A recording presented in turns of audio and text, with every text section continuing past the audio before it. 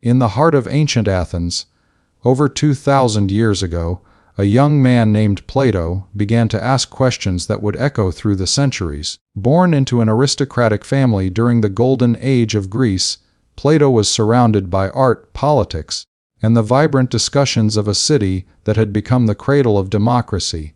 Yet from an early age, he was drawn not to power or wealth, but to wisdom. It was this hunger for understanding that would shape not only his own life, but also the entire trajectory of Western thought. Plato's influence is so vast that every philosopher, scientist, and political thinker who came after him has, in some way, stood in his shadow. Plato's journey into philosophy began through his teacher, Socrates, a man who wandered the streets of Athens engaging citizens in conversations about virtue, justice, and the nature of truth. To many Athenians, Socrates was a nuisance, a gadfly who stung their complacency with uncomfortable questions. But to Plato, he was a revelation. Here was a man who claimed to know nothing yet exposed the ignorance of others with piercing logic. When Socrates was executed in 399 BCE, accused of corrupting the youth and disrespecting the gods, Plato was devastated. The event shattered his faith in the justice of Athens and set him on a lifelong quest to discover the true meaning of justice, virtue, and knowledge. Plato began writing dialogues that immortalized his teacher's voice, using Socratic questioning as a tool for exploring profound ideas. Through these dialogues, Plato preserved the spirit of Socratic inquiry, but expanded it into a broader vision of the human soul, society, and the cosmos. His writings became the foundation upon which Western philosophy would be built. When we say that Plato was one of the most influential philosophers in Western history, we mean that his ideas became the bedrock for centuries of intellectual development. His influence extended beyond philosophy into politics, education, science, and even religion. To understand Plato's influence, one must first grasp how he transformed the way humans think about truth. Before Plato, knowledge was often considered something practical or empirical, derived from experience or observation. Plato, however, argued that true knowledge could not come from the senses, which are unreliable and constantly changing. Instead, he claimed that truth resides in eternal, unchanging realities, what he called forms or ideas. The form of beauty, for instance, is perfect and unchanging, while beautiful things in the world are merely imperfect reflections of that ideal. This concept of forms introduced a new realm of thought, a distinction between the visible world and the intelligible world. The idea that reality has layers, that the visible is only a shadow of the invisible, would later influence theology, metaphysics, and even science. Plato's influence also lies in the structure he gave to philosophical thought. His method of dialogue and logical reasoning became the model for intellectual discourse. By writing in the form of conversations, Plato invited readers not to memorize doctrines but to think critically, to engage, and to question. This method shaped the Western tradition of debate, inquiry, and the pursuit of truth through reasoned discussion. Even today, universities, courts, and classrooms echo the Socratic, Platonic spirit when they use dialogue and debate to uncover truth. One of Plato's most powerful works, The Republic, stands as a monument to his influence. In it, he explores what justice means, both for individuals and for societies. He imagines an ideal city governed by philosophers, kings, rulers who love wisdom and govern not for personal gain, but for the good of all. This vision of leadership based on knowledge and virtue, rather than power or birthright, became a cornerstone of Western political thought. The idea that governance should be rational, just, and guided by moral principles influenced later thinkers like Cicero, Augustine, Thomas More, and even the framers of modern democratic ideals. Plato's concept of the philosopher, king may seem utopian, but it introduced an enduring question. Who should rule, and by what right? His answer was radical. Those who understand the nature of truth should lead, because they are least corrupted by desire. In doing so, Plato elevated philosophy from mere speculation to a form of moral guidance. His writings made philosophy not just a discipline but a way of life. a pursuit of wisdom that aims to align the soul with truth and goodness. Beyond politics and metaphysics, Plato profoundly shaped the philosophy of education. His belief that knowledge is innate, that learning is a process of recollection rather than acquisition, challenged the assumptions of his time. According to Plato, the soul existed before birth and already possessed knowledge of the forms. Education simply helps the soul remember what it once knew. This idea laid the groundwork for later theories about human potential, moral development, and the nature of learning itself. His academy, founded around 387 BCE, became the first institution of higher learning in the Western world. Within its walls, scholars studied mathematics, astronomy, philosophy, and ethics. It was there that Plato trained some of the greatest minds of antiquity, including Aristotle, who would go on to become a giant in his own right. The establishment of the academy was more than an educational milestone, it was a statement about the role of reason in human life. Plato believed that wisdom could be cultivated, that through disciplined inquiry, humans could approach the divine order of truth. The academy's motto, often summarized as, "Let no one ignorant of geometry enter here," reflected Plato's conviction that the study of abstract reasoning could purify the mind and lead it closer to understanding ultimate reality. This union of mathematics, logic, and philosophy became the intellectual DNA of Western science. The methods of reasoning and abstraction developed by Plato and his students would later influence figures like Euclid, Galileo, and Newton. Plato's influence extended beyond the academic world into the moral and spiritual fabric of Western civilization. His writings on the soul, its immortality, its tripartite nature of reason, spirit, and appetite, offered a framework for understanding human psychology long before modern psychology existed. For Plato, the just soul was one in which reason ruled over passion and desire, mirroring the harmony he envisioned in a just society. This image of internal balance became central to later Christian, Islamic, and humanist thought. The early Christian theologians, especially Augustine of Hippo, were deeply influenced by Platonic ideas. Augustine's notion that true happiness lies in the contemplation of God echoes Plato's belief that the highest good is found in contemplating the eternal. The allegory of the cave, perhaps Plato's most famous metaphor, encapsulates his vision of enlightenment. In the story, prisoners are chained inside a cave, mistaking shadows on the wall for reality. When one prisoner breaks free and sees the outside world, he realizes the shadows were illusions. The true reality lies beyond.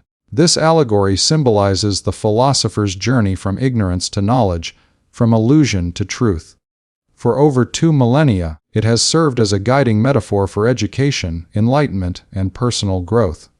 Artists, writers, and thinkers have returned to this image again and again, from Renaissance painters seeking divine beauty to modern filmmakers exploring perception and illusion. In every age, the cave reminds humanity that wisdom requires turning away from the comfort of shadows toward the blinding light of truth. Plato's impact on Western philosophy can also be measured through his relationship with his student, Aristotle. While Aristotle disagreed with his teacher on many points, particularly the existence of the separate realm of forms, he built his own philosophy upon the foundations Plato laid. The dialectic between Platonic idealism and Aristotelian realism shaped the entire course of Western thought. Every era, from medieval scholasticism to modern existentialism, can be seen as a dialogue with Plato's ideas. Whether agreeing with them, expanding upon them, or rebelling against them.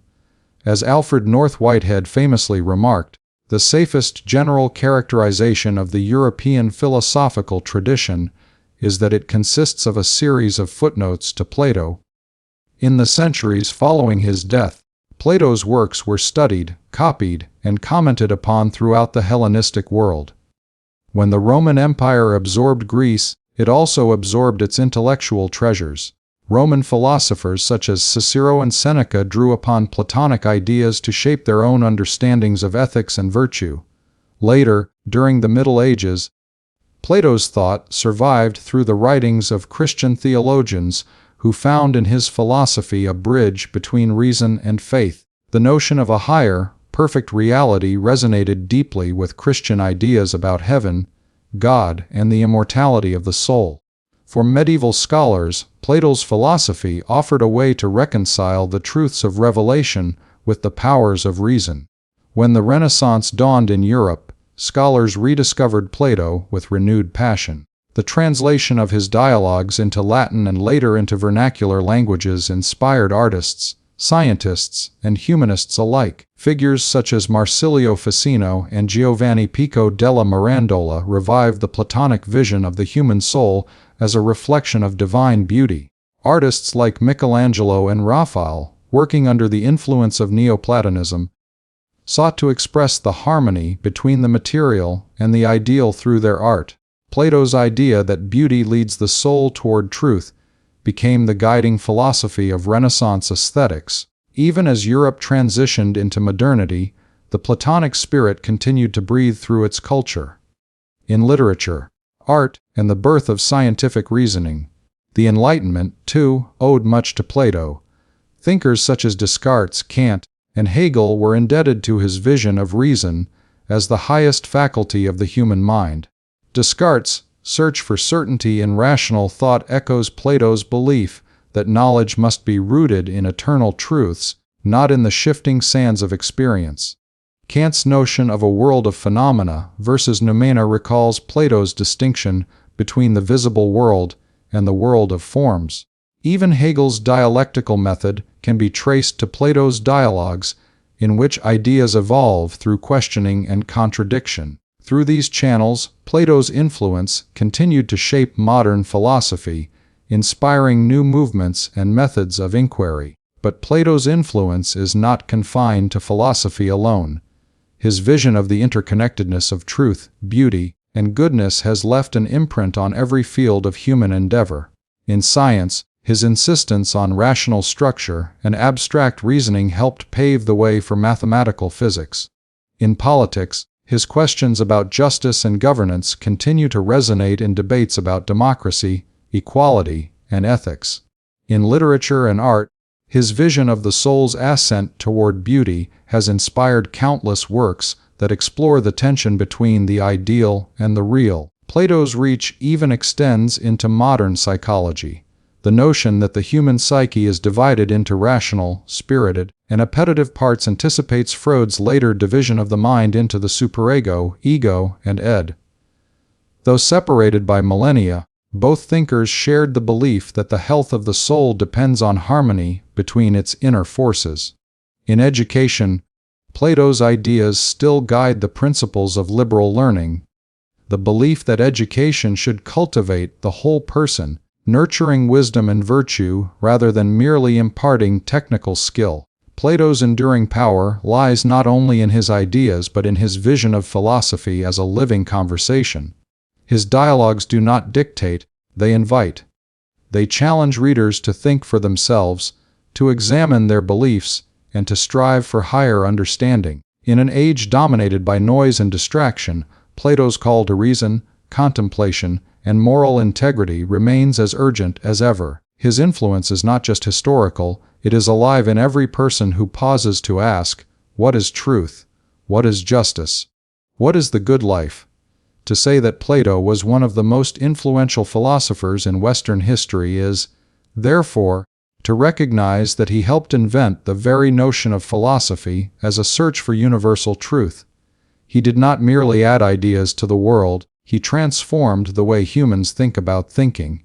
He built a bridge between the material and the eternal, the human and the divine. His influence has survived empires, religions, and revolutions because it speaks to something timeless in the human condition: our yearning to understand the world and our place within it. Even now, more than 2,000 years later, the questions Plato raised continue to animate modern discussions of ethics, politics, and knowledge. When scientists seek universal laws, when judges weigh justice, when educators inspire critical thinking, they are, knowingly or not, following the path that Plato opened. His influence is woven into the very language of thought itself. Every time we distinguish between appearance and reality, knowledge and opinion, truth and illusion. We are engaging with ideas that Plato first articulated. In this way, Plato stands not just as a figure of the past, but as a living presence in the intellectual DNA of civilization. His vision of a world governed by reason and guided by virtue remains both an ideal and a challenge. The fact that we are still striving to reach that ideal, still discussing his questions, still wrestling with his ideas, is the clearest proof of his unparalleled influence. For as long as humanity seeks wisdom, Plato's voice will continue to echo through the corridors of time. When tracing the vast arc of Plato's influence beyond the classical world, we see not merely the survival of a few ancient texts, but the unfolding of a living tradition that shaped every intellectual movement of the West. After the closing of his academy, his followers carried fragments of his thought across the Mediterranean. In Alexandria, the meeting place of Greek philosophy and Eastern wisdom, scholars wove Plato's ideas together with mathematics, astronomy, and mysticism. This synthesis became known as Neoplatonism, and through it, Plato's vision of a layered universe reached new heights of spiritual imagination.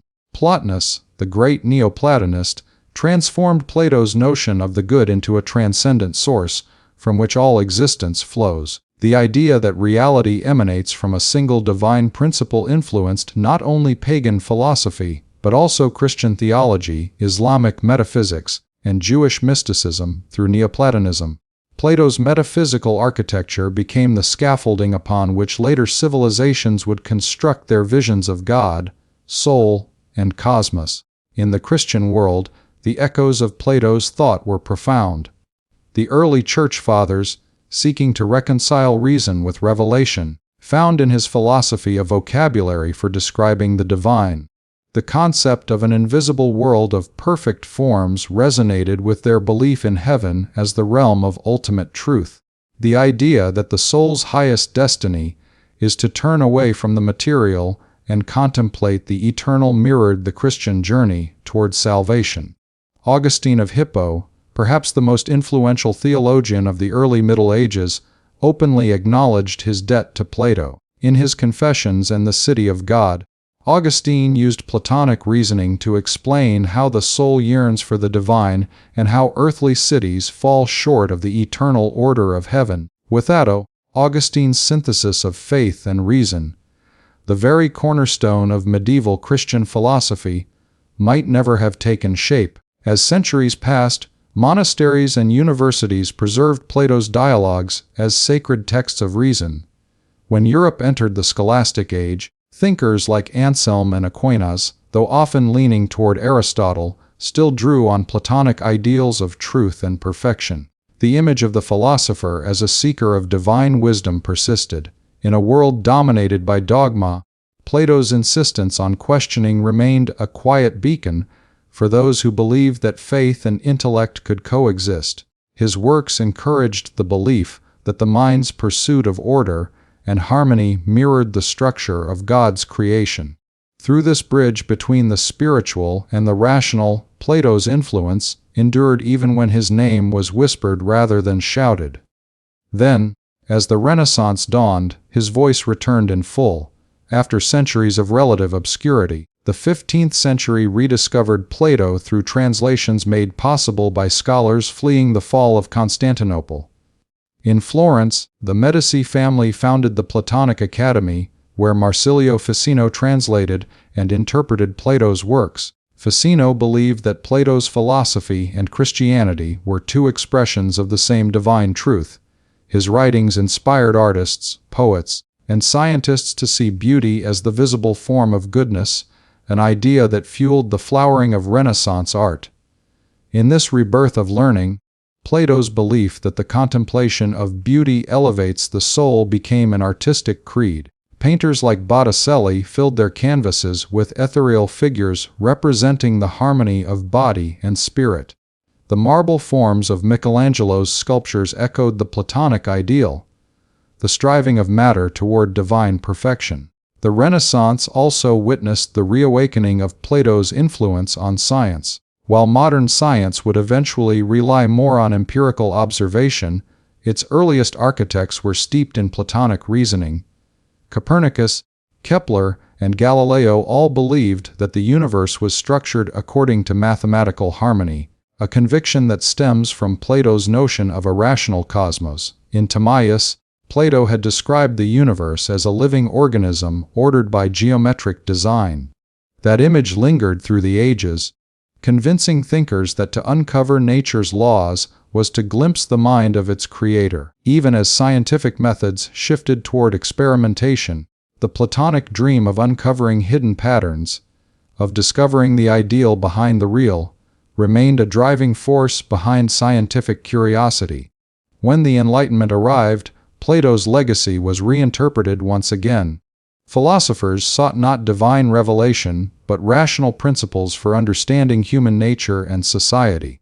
Yet beneath this new rationalism beat the heart of Plato's original vision, the belief that truth is universal, that reason can liberate the soul from ignorance. Descartes' methodic doubt and his claim that knowledge arises from clear and distinct ideas echo the Platonic distrust of the senses. Kant's moral philosophy, with its emphasis on duty and the categorical imperative, mirrors Plato's conviction that goodness is objective and rooted in reason. Even the Enlightenment's political ideals, liberty, equality, and rational governance, carried the DNA of Plato's Republic.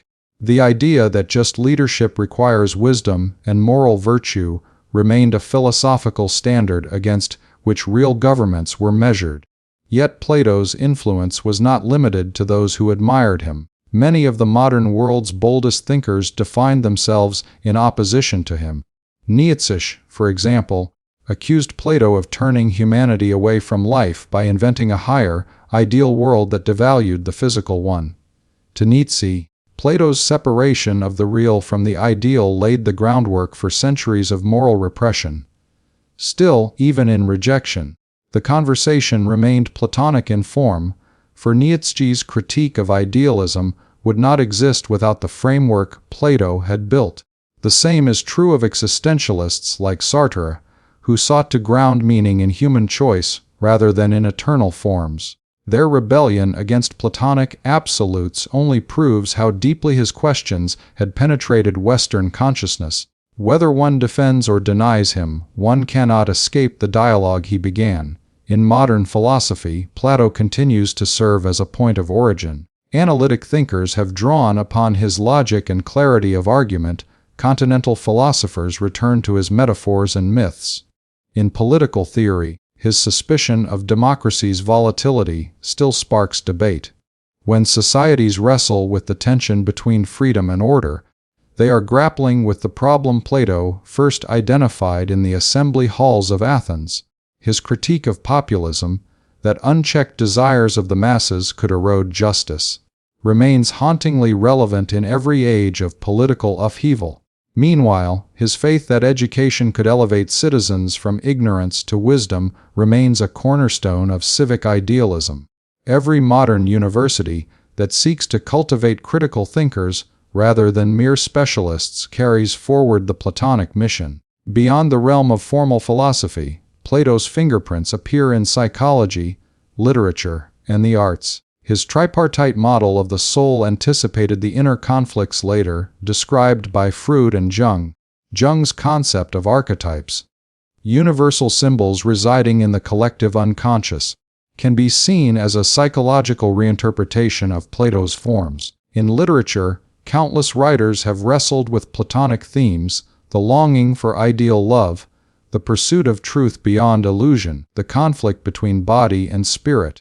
Dante's Divine Comedy follows the soul's ascent toward the eternal light, much as the prisoner in the cave ascends toward the sun. Shakespeare's The Tempest, with its themes of knowledge, illusion, and transformation, reads like a Platonic allegory disguised as a play. Even in modern cinema, from The Matrix to Inception, the question of what is real and what is illusion revives the imagery of Plato's cave for new generations. Plato's vision also resonates in contemporary ethical thought. His idea that goodness has an objective existence challenges the moral relativism of modern times. When societies debate whether moral truths are absolute or culturally constructed, They are revisiting Plato's ancient argument with the sophists, those who claimed that truth is whatever serves human interests. Plato's insistence that justice and virtue are rooted in the nature of reality itself continues to inspire those who believe that morality must stand above politics or personal convenience.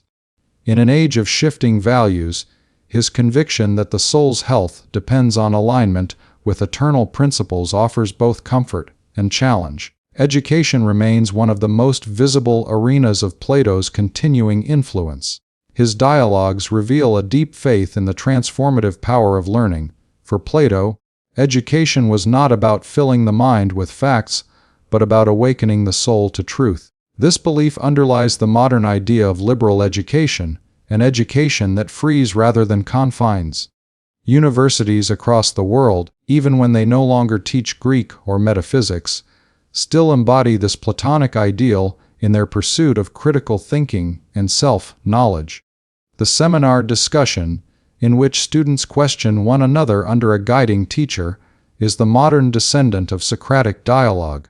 The very notion that education should cultivate moral character and not merely technical ability is a Platonic inheritance that continues to define what it means to be truly educated. In political and ethical debates, Plato's questions remain alive. Should society prioritize equality or excellence? Can justice exist without wisdom? Is democracy the best form of government, or does it risk descending into chaos when guided by ignorance? These are not merely ancient concerns, they define our headlines and legislatures. Plato's warnings about the manipulation of truth, the seduction of power, and the fragility of moral order sound eerily modern in an age of media distortion and ideological division. His idea that the health of a society mirrors the health of the soul suggests that collective reform begins with individual virtue, a lesson as vital now as it was in the shadow of Athens' decline. Even technology, far removed from the marble courtyards of ancient Greece, has not escaped Plato's reach. Discussions about artificial intelligence, virtual reality, and digital identity often echo his question of what constitutes real knowledge and authentic experience. When philosophers and scientists debate whether consciousness can be replicated by machines, they are revisiting Plato's distinction between appearance and essence. The virtual worlds that now captivate human imagination are modern caves filled with flickering shadows, and the challenge remains the same, to turn toward the light of understanding rather than be deceived by illusion. In this way, Plato's metaphors continue to interpret our most advanced frontiers. Plato's enduring influence also stems from the emotional power of his vision. He did not merely propose theories, he told stories that touch something timeless in the human heart. The dialogue form, with its interplay of voices, reflects the inner conversation that each person conducts between reason and desire, faith and doubt. This universality allows readers from any culture or era to find themselves within his pages. Whether one is a student in a modern classroom or a monk in a medieval cloister, the experience of reading Plato feels like joining a conversation that transcends time. His characters wrestle with the same questions that haunt all who seek meaning. What is truth? What is love? What is the good life? Each dialogue ends not with closure, but with renewed wonder, inviting the reader to continue the inquiry. What sets Plato apart from other thinkers is the harmony between intellect and imagination in his work. He combined rigorous logic with mythic vision, uniting the rational and the poetic in a single quest for truth. This synthesis has made his philosophy adaptable to every age. Rationalists have admired his clarity, mystics have found in him a prophet of transcendence. Because he spoke to both reason and emotion, his influence could flow seamlessly from philosophy into religion, art, and science. He became not just a philosopher, but a symbol of the human spirit striving toward the eternal. To assess his influence in modern times is to realize that Plato's ideas have become so deeply woven into Western culture that they are often invisible. The very language of philosophy, concepts like idea, form, essence, and dialectic, originates from him. The assumption that the universe is ordered, that reason can discern patterns, that morality has objective structure, all descend from Platonic thought. Even the skepticism that challenges these assumptions operates within a framework he created. In this sense, Plato is not merely a figure in history, but the invisible architect of Western consciousness. In the 21st century, as societies face existential questions about technology, environment, and meaning, Plato's voice continues to offer guidance. His belief in reason as the highest human faculty reminds us of our responsibility to think critically amid chaos. His insistence that justice requires harmony between individuals and the state urges us to balance personal freedom with collective good. His vision of the soul's ascent from ignorance to enlightenment speaks directly to a world inundated with information, but starved for wisdom. In every challenge of the modern age, from ethical dilemmas in science to political polarization, the Platonic call to seek the good remains an anchor. Ultimately, Plato's influence endures because it is grounded in a vision of human potential. He believed that every soul possesses the capacity to rise above ignorance and participate in truth. His philosophy is a celebration of what it means to be human, a being capable of wonder, reasoning, and moral choice. Through his dialogues, he invited all people, regardless of status or time, to engage in the same pursuit that animated him, the search for wisdom. In that invitation lies his greatest legacy. To stand at the end of this long journey through centuries of thought is to see that Plato's influence is not a relic, but a living current that continues to flow through every corner of intellectual life. From the Academy of ancient Athens to the universities of today, from the myths of the cave and the charioteer to the algorithms and networks of the digital age, his questions remain the same and just as urgent. What is real? What is just? What is good? Each generation must answer them anew, but always in conversation with the philosopher who first dared to ask them in such depth.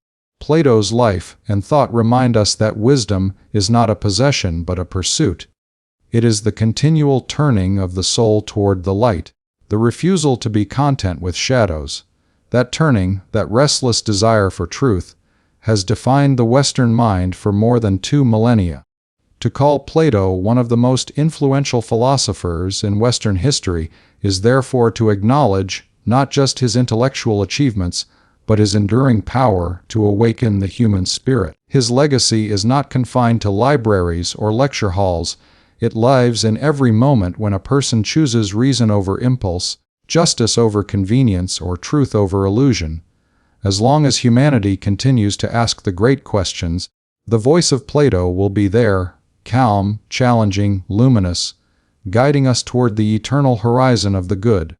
In the winding streets of ancient Athens, beneath the flickering oil lamps and the echoing footsteps of merchants and scholars, a young man followed an older one through the city's crowded agora.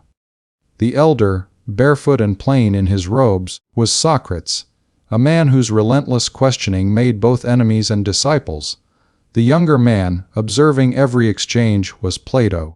What would grow from that companionship would become one of the most powerful intellectual lineages in human history.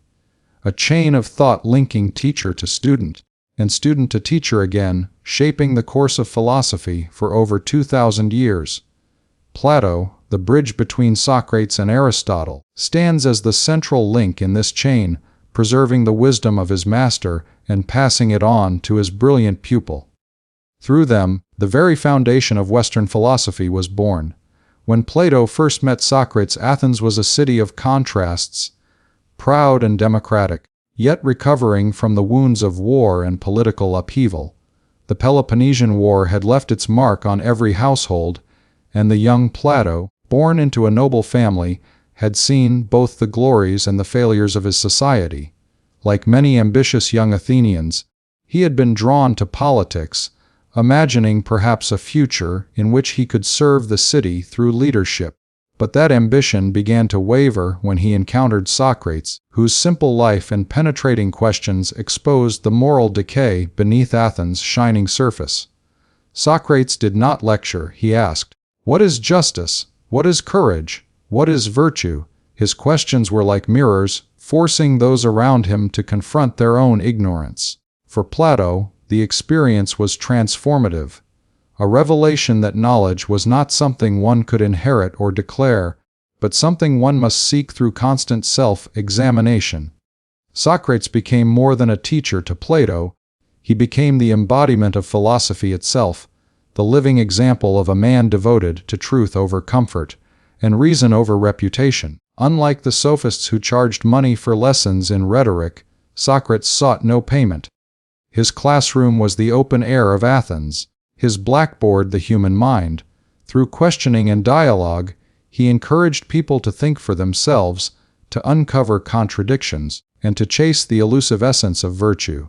This method, the elenchus, or dialectic, would later form the backbone of Plato's philosophical style. What began as conversation became inquiry, and what began as inquiry became the very foundation of Western reasoning. Yet, the story of Plato and Socrates is not only one of mentorship, it is also one of tragedy. The city that prided itself on freedom and reason turned against the man who had most faithfully embodied those values. Accused of corrupting the youth and disrespecting the gods, Socrates was put on trial in 399 BCE. Plato, then in his late 20s, watched as his mentor calmly defended himself before the jury, arguing that he was guided by divine wisdom and that his questioning benefited Athens rather than harmed it. The verdict was guilty. Socrates was sentenced to death by drinking hemlock. His composure in those final moments, his willingness to die rather than betray truth, left an indelible mark on Plato's soul. That moment would define his philosophy forever. For Plato, philosophy was no longer an intellectual pastime, it became a moral mission. In the dialogues that followed, Plato immortalized his teacher. Works such as Apology, Crito, and Phaedo brought Socrates back to life in written form. Through these texts we hear Socrates defending his life, his methods, and his beliefs. Plato's pen transformed oral conversation into philosophical literature, ensuring that Socrates' voice would never be silenced by death. Yet, in doing so, Plato also began to move beyond his teacher. The Socrates of Plato's early dialogues is the questioning figure we know from history, but the Socrates of the later works becomes a vehicle for Plato's own expanding ideas. The student, while honoring his master, began to build a philosophical universe far grander in scope, one that would explore metaphysics, politics, and the very structure of reality itself. Plato's role as a student of Socrates cannot be overstated. It was through Socratic dialogue that Plato learned the power of ideas, the notion that the mind could shape understanding of the world more profoundly than sensory experience ever could. Socrates had taught that virtue was knowledge and that ignorance was the root of evil. Plato took this further, suggesting that true knowledge lies not in the changing world of appearances, but in the eternal world of forms. Thus, the lessons of the teacher evolved into the philosophy of the student.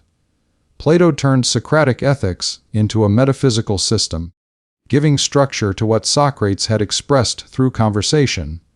He built a bridge from moral inquiry to cosmic order, and that bridge became the foundation upon which future philosophy would stand. Plato's reverence for Socrates extended beyond theory. He saw in his teacher's death a symbol of society's struggle with truth, the tension between individual conscience and collective opinion. Athens had executed the man who had tried to save its soul, and in that injustice, Plato saw the need for a new kind of governance, one guided by reason rather than desire.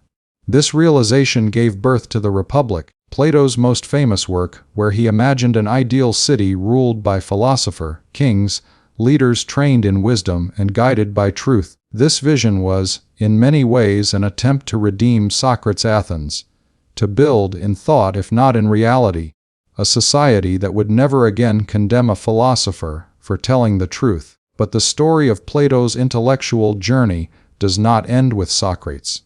After his teacher's death, Plato left Athens, traveling through Egypt, Sicily, and southern Italy, where he encountered other schools of thought, mathematics, mysticism, and the teachings of the Pythagoreans. These experiences deepened his philosophical outlook, blending Socratic ethics with Pythagorean order and geometry.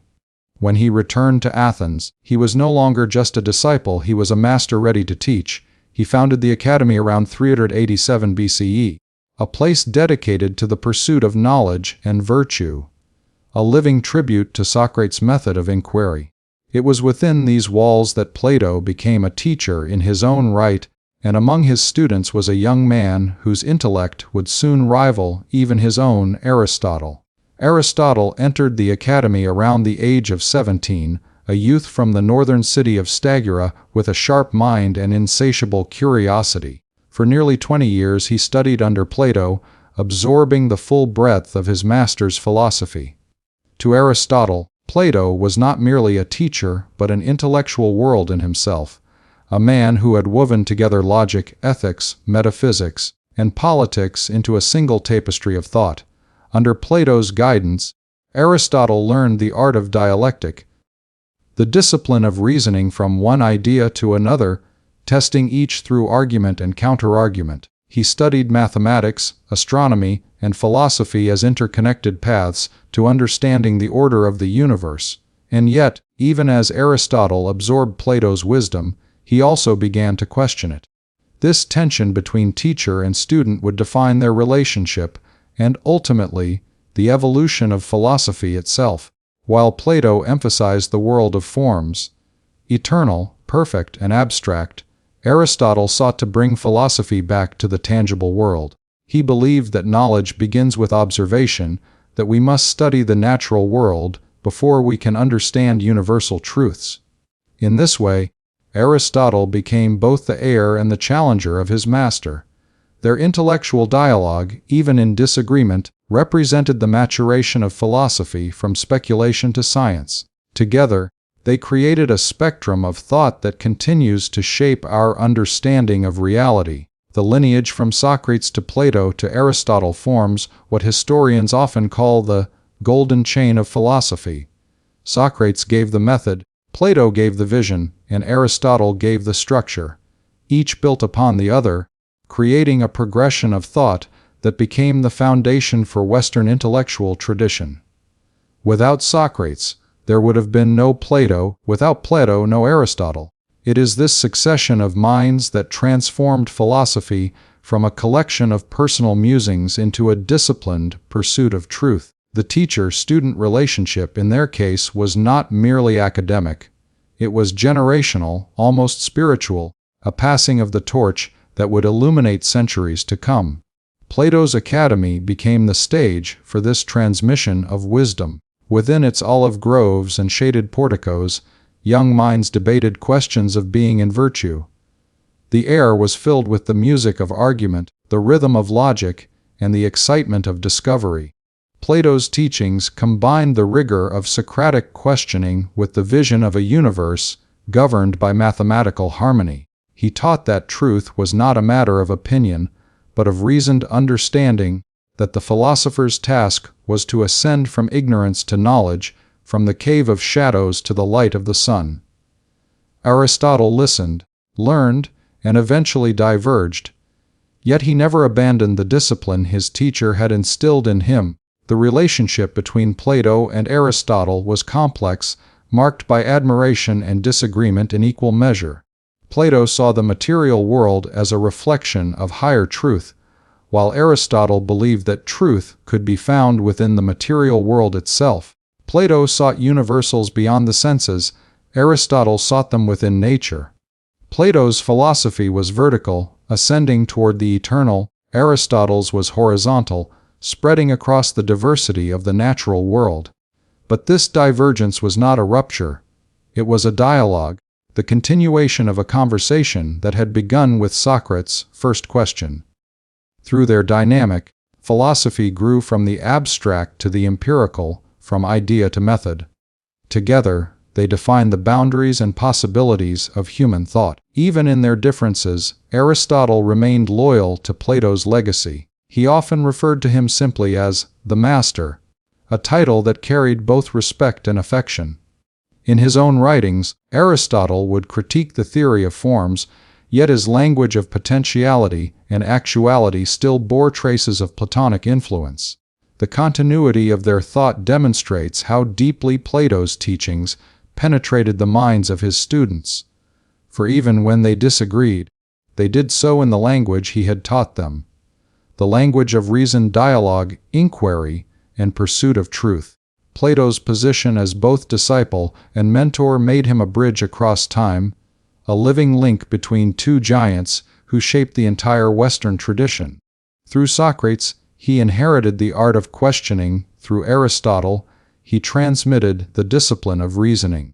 The chain of influence that began in the markets of Athens extended outward across millennia, reaching medieval universities, Enlightenment salons, and modern classrooms. Every philosopher who followed, from Descartes to Kant to modern existentialists, stood somewhere along the path that began with that first dialogue between Socrates and Plato. The beauty of this lineage lies not merely in its historical continuity, but in its human depth.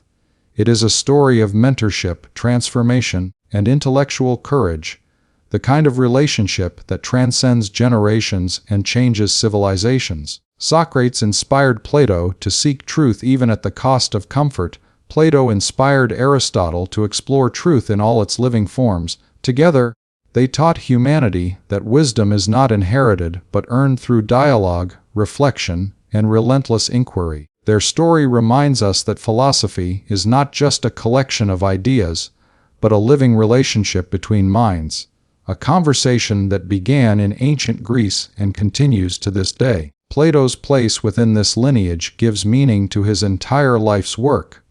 As the student of Socrates, he preserved a method of thinking that valued truth over authority.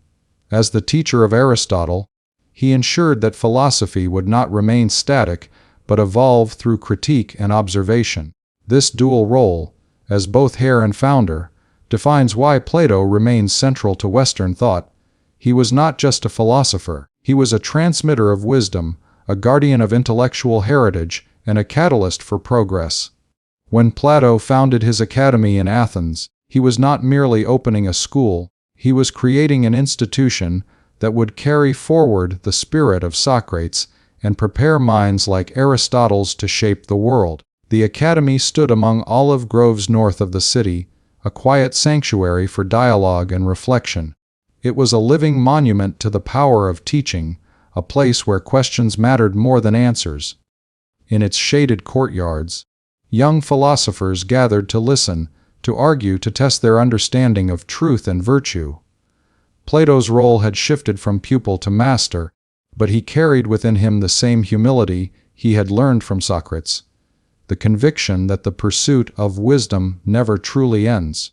Within this circle of learning, Aristotle's arrival marked the beginning of a new chapter in philosophy's story. From the moment he entered the academy, Aristotle distinguished himself by the precision of his thought and the intensity of his curiosity. Plato saw in him a reflection of his own youthful passion, but also something different, a mind oriented toward the natural world, hungry to classify, to observe, to understand things as they appear. The bond between the two grew out of mutual respect. Plato taught Aristotle that philosophy was the highest calling, a life devoted to the contemplation of truth. Aristotle absorbed these lessons deeply, yet his restless intellect drove him to seek new paths beyond his master's ideals. The relationship between teacher and student was a dynamic dialogue that lasted nearly 2 decades. Plato's lectures covered mathematics, politics, ethics, and metaphysics. He spoke of the forms, perfect, eternal realities that underlay the shifting appearances of the world. To him, every object and idea in the material realm was but a shadow of its perfect counterpart in the world of forms. The just act reflected the form of justice, the beautiful painting, the form of beauty. Aristotle listened attentively but gradually began to sense a gap between this metaphysical vision and the world he observed. Could the truth of things exist entirely apart from the things themselves? Was knowledge something detached from experience, or was it rooted in the very fabric of the natural world? These questions would later lead Aristotle to his own philosophy. but they began in the listening silence of Plato's classroom. As Plato aged, his academy became a model of intellectual community. It attracted thinkers from across Greece, people drawn by his reputation as the heir to Socratic wisdom. The conversations there were rigorous but also imaginative, mathematics intertwined with philosophy, astronomy with ethics. For Plato, the unity of knowledge mirrored the harmony of the universe. To learn geometry was to learn the logic of the cosmos. To study ethics was to learn the geometry of the soul. Aristotle thrived in this environment. He developed a fascination with the natural order, dissecting plants and animals, recording observations, searching for patterns that would reveal the principles of life itself. Though Plato's emphasis was on the abstract and eternal, he never discouraged Aristotle's empirical impulses. The master may not have agreed with every conclusion the student would later draw, but he respected the spirit of inquiry that drove him. It was, after all, the same spirit Socrates had kindled in him years before. In those final years of the academy, Plato must have sensed that the flame of philosophy was secure. He had received it from Socrates, and now he was passing it on to Aristotle. Through Aristotle, the lineage would continue, transformed but unbroken. When Plato died around 3 or 47 BCE, Aristotle left Athens, carrying with him the methods and questions of his teacher. In time, he would establish his own school, the Lyceum, where he developed a new approach to knowledge, one grounded in observation, categorization, and logic. Yet even in this divergence, the echo of Plato's voice remained. Aristotle's syllogisms, his taxonomy of life, his search for causality, all bore the imprint of Platonic discipline.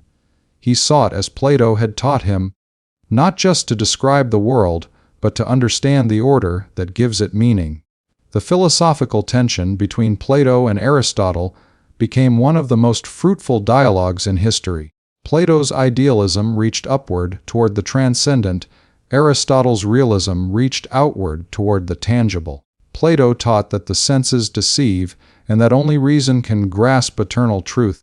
Aristotle countered that reason begins with sense perception and rises through experience. These differences were not mere disagreements, but complementary halves of a larger quest. Through them, philosophy learned to balance vision with verification, imagination with evidence. Every later thinker, from medieval theologians to modern scientists, inherited this dual legacy, oscillating between the Platonic dream of perfect forms and the Aristotelian demand for concrete proof. Plato's role as both student and teacher thus became a model for the philosophical vocation itself. To be a philosopher, in his sense, was to live in the space between learning and teaching, between questioning and explaining. The philosopher must always remain a student, humble before truth, aware of his own ignorance, yet also a teacher, passing on what he has discovered to those who come after. Plato embodied this duality perfectly. From Socrates he had learned that wisdom begins with the admission of ignorance. From his own experience he learned that wisdom must also be shared. His academy institutionalized this cycle of learning and teaching, turning the private dialogue of teacher and student into a public tradition that could endure beyond any individual life. The ripple effects of this lineage extended far beyond Athens. When Aristotle became tutor to Alexander the Great, Plato's philosophical heritage reached the very edges of the known world. Through Aristotle's influence on his royal pupil, the spirit of Greek inquiry spread across Asia and Egypt, mingling with other cultures and traditions. Libraries, schools, and academies inspired by the original Athenian model arose throughout the Hellenistic world. The idea that education could cultivate both intellect and character, that philosophy could guide rulers as well as citizens, became a cornerstone of civilization. In this way, the chain that began with Socrates' questions in the marketplace shaped empires and guided the course of human progress. Centuries later, when the Roman Empire adopted Greek learning as its own, the names of Socrates, Plato, and Aristotle became synonymous with wisdom itself. Roman statesmen studied them to learn virtue. Roman architects invoked their principles of harmony and proportion. The lineage of teacher and student had become the lineage of culture itself. And when the Middle Ages dawned, Christian scholars turned again to these ancient voices for guidance. Plato's idealism offered a bridge between reason and faith, while Aristotle's logic provided a method for theological argument. The union of their ideas formed the backbone of scholastic philosophy, with thinkers such as Thomas Aquinas using Aristotelian reasoning to explain Platonic truths about God and the soul. Thus, the conversation that began in Athens continued through monasteries and universities, evolving but never fading. Plato's dual identity as pupil and master also left a psychological and moral legacy. The image of the wise teacher and the devoted student became an archetype, a pattern that recurs in every generation of thinkers. The mentor who inspires through example, the student who surpasses through understanding, the passing of the torch from one seeker of truth to another, all trace their lineage to the bond between Socrates, Plato, and Aristotle.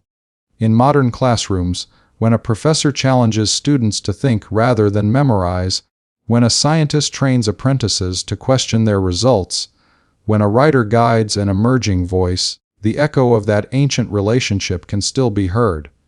Teaching and learning, inquiry and reflection, are not separate acts but parts of the same philosophical journey that began with Socrates' questions and Plato's devotion. The power of this lineage also lies in its emotional depth.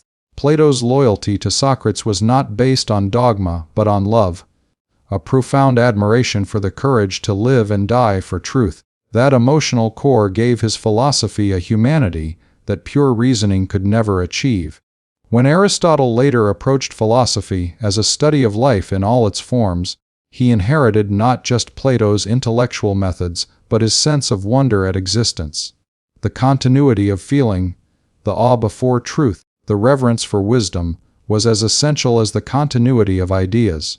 Philosophy, in their hands, became not just a discipline but a form of devotion. Across the centuries, artists and writers have returned to this trio, Socrates, Plato, and Aristotle, as symbols of the human mind's evolution. Painters of the Renaissance depicted them in conversation, the elder pointing toward heaven, the younger gesturing toward earth, the middle figure listening with serene balance. Their gestures captured the essence of their philosophies: Socrates' upward gaze toward the moral ideal, Aristotle's downward gesture toward empirical reality, and Plato's calm between them, the bridge between vision and fact. The scene expresses in image what history records in words. The unbroken dialogue of wisdom. Plato's position in that dialogue remains unique. Socrates gave him the moral compass, Aristotle gave him the intellectual hair, but Plato himself provided the structure that held both together. Without his dialogues, Socrates' teachings might have vanished with his death. Without his academy, Aristotle's genius might never have found its discipline. Through Plato, the fragile thread of philosophical inquiry became a woven fabric, strong enough to survive wars, empires, and centuries of forgetting. The Socratic spirit of questioning and the Aristotelian spirit of reasoning found their meeting place in the Platonic vision of a world ordered by truth. Even in the modern world, this lineage continues to guide our ways of thinking. The scientific method, with its emphasis on observation and logic, carries Aristotle's imprint. The moral questions that underpin science, why we seek knowledge and how we should use it, are Platonic in origin. The courage to question authority in pursuit of truth remains Socratic. Together, they form the intellectual ancestry of every modern discipline. When a scientist tests a hypothesis, when a jurist debates justice, when a philosopher asks about the meaning of life, the spirit of this lineage breathes through their work. Each represents a moment in the same dialogue, extended across millennia. Plato's life reminds us that teaching and learning are acts of faith, faith in reason, in dialogue, in the capacity of the human mind to approach truth. As Socrates' student, he learned that questions are more powerful than answers. As Aristotle's teacher, he learned that knowledge grows when it is challenged, not when it is preserved uncritically. The balance between reverence and innovation defined his legacy. He honored his teacher by surpassing him, and he was honored in turn by students who did the same. This cycle of inheritance and renewal is the lifeblood of philosophy and of all human progress. In the end, the story of Plato as student and teacher is not only about philosophy, but about the transmission of wisdom itself. It shows that ideas survive not because they are written but because they are taught, tested, and transformed. Socrates' questions lived on because Plato remembered them. Plato's visions endured because Aristotle refined them. The lineage became a dialogue across time, not a chain that binds, but a thread that connects. To study Plato is to stand at the midpoint of that dialogue, listening to the voice of a teacher who was once a student and of a student who became a teacher. It is to feel the continuity of thought that makes civilization possible. From the crowded agora, where Socrates challenged the complacent citizens of Athens, to the quiet courtyards of the academy where Plato taught Aristotle, the journey of philosophy traces a single line of light, a torch passed from hand to hand, illuminating the path of understanding.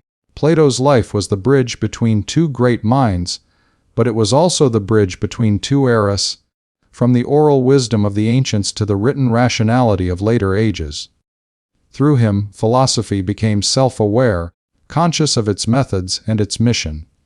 The student became the teacher, and in that transformation, the world gained its enduring model of how knowledge grows. Plato's influence as both disciple and mentor endures because it reveals something universal about the human spirit, the need to learn, to question, and to pass on what we discover. Every time one generation teaches the next, every time curiosity is ignited by example, the lineage of Socrates, Plato, and Aristotle begins anew. Their conversation never ended, it continues in every act of thought. And at the center of that eternal dialogue stands Plato, the faithful student who became the wise teacher, the thinker who connected two worlds, the philosopher whose life itself became a lesson in how wisdom is born, nurtured, and given to the future. In the soft light of the Athenian dawn, a figure walked among the olive trees just beyond the city walls. The air was cool, and the morning birds stirred gently in the branches overhead. It was here, in this quiet grove sacred to the hero Academus, that Plato began to build what would become one of the most enduring legacies in human history, the Academy. At first glance, it might have seemed an ordinary gathering place, a shaded sanctuary for conversation. But what began beneath those trees was far more than a school.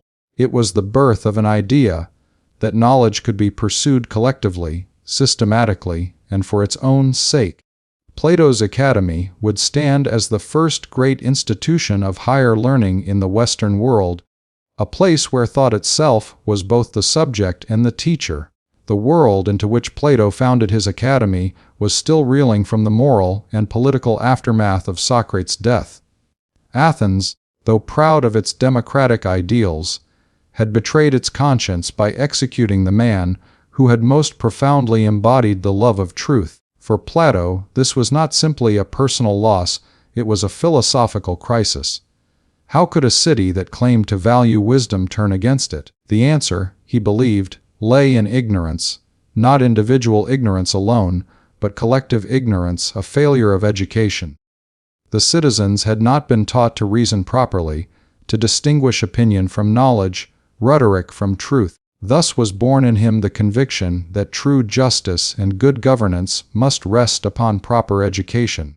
The philosopher's task was not merely to seek truth privately, but to cultivate it publicly, to nurture minds that could think clearly, reason ethically, and lead wisely. The academy would be the soil in which those minds could grow. When Plato founded the academy around 387 BCE, he was already an established thinker, known across Greece for his dialogues and his bold philosophical ideas. But what he created in the grove of Academus was something entirely new.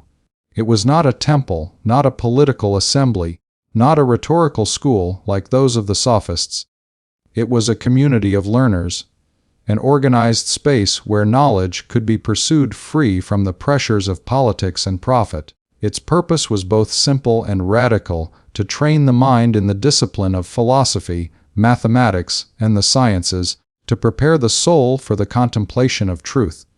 There were no formal degrees, no rigid curriculum, and yet its influence would stretch further than any institution before or since. The atmosphere of the academy was one of dialogue and discovery. Plato modeled it after the method he had learned from Socrates: questioning, discussion, dialectic. Students gathered around him not to memorize doctrines, but to participate in the living process of inquiry. They would debate the nature of justice, the essence of the good, the structure of the cosmos. They would draw geometric figures in the dust, testing the harmony of number and form, believing that mathematics could train the mind to perceive eternal order.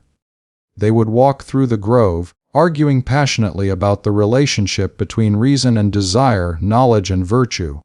For Plato, philosophy was not merely a body of knowledge but a way of life, a discipline of the soul aimed at aligning human reason with divine truth. The Academy's founding also reflected Plato's larger vision of education as the cornerstone of civilization.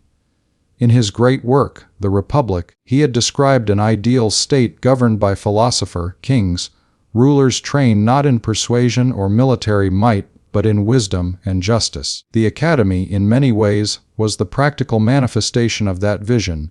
Here, he sought to educate future leaders who would understand the difference between appearance and reality, between the fleeting desires of the masses and the eternal truths of reason.